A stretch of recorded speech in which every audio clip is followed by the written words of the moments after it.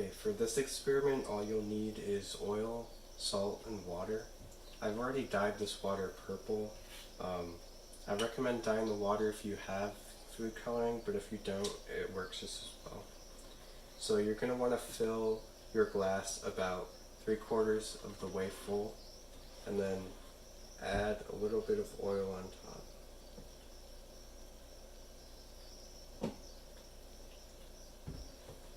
So as you can see, the oil rises to the top since it's less dense.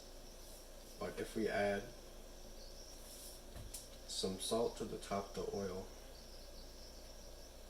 we get a lava lamp effect. It's a little difficult to see on camera, but it's there. If you do this at home, you probably want to use a little bit lighter food dye so that it's easier to see. But yeah, just add salt and you have a lava lamp. So the reason this experiment works is pretty simple. Essentially, it's just a matter of density, where the oil floats on top of the water since it's less dense than the water, and then once the salt gets on top of the oil, the salt sinks into the water, but it brings some oil along with it, and once the salt reaches the bottom, the oil rises back to the top. So it's really simple, but it creates a really cool little lava lamp. Alright, this experiment is going to get a little bit messy, so what we're going to do here is we're going to make what's called oobleck, which is what's called a non-Newtonian fluid, which basically just means it's a mix between a solid and a liquid. So in order to make this, you'll need approximately 1.5 to 2 parts cornstarch per 1 part of water. So in this case, I have just a little under 2 cups of cornstarch and 1 cup of water. I also recommend that you use food coloring to dye the oobleck, but of course that's optional if you don't have food coloring available. So the first thing I'm going to do is dye the water before we start making the oobleck.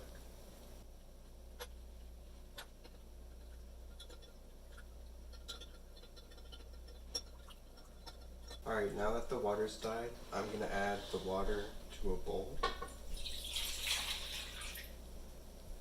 and then mix in the cornstarch.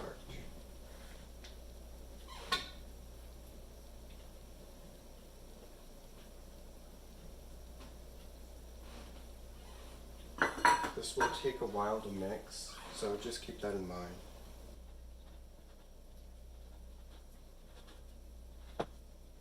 Alright, so this oobleck's pretty much done now.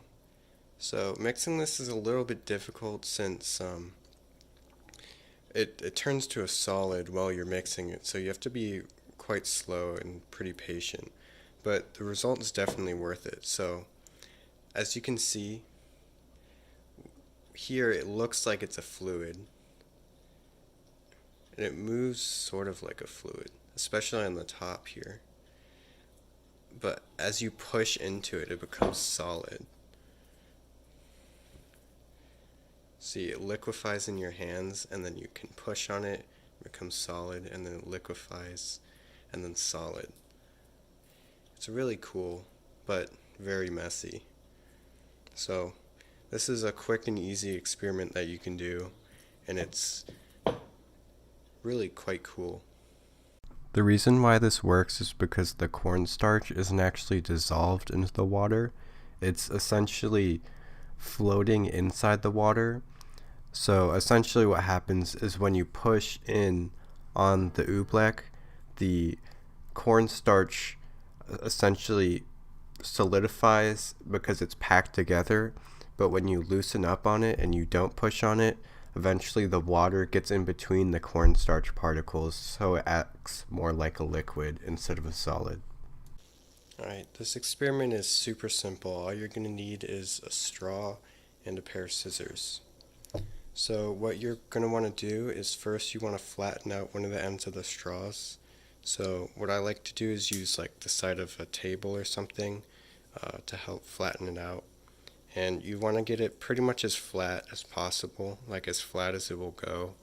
and until you pretty much can't make it go any more flat, and then after that you proceed to the next step.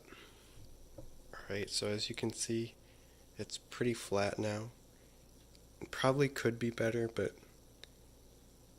that's how far I've gotten it. So next, what you're going to want to do is just cut 2 small incisions to make the front of the straw become like an arrow shape. So,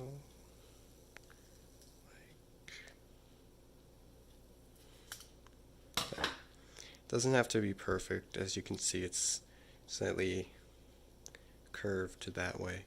But then what you're going to want to do is you can actually make a pretty cool sound with this. In order to play your new straw creation, just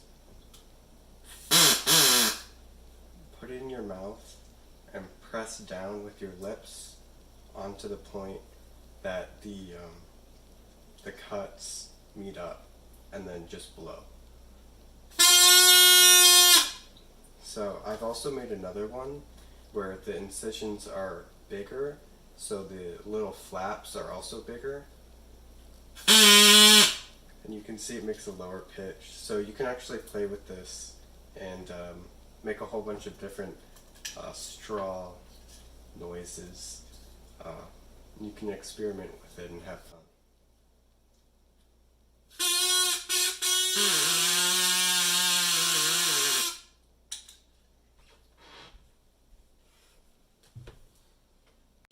The science behind this whole thing is actually fairly complicated, but essentially what happens is that the fast moving air that flows over top the 2 flaps makes it so the 2 flaps start vibrating, because the fast moving air creates a low pressure above and below the flaps, which essentially makes them attracted to the low pressure and start vibrating.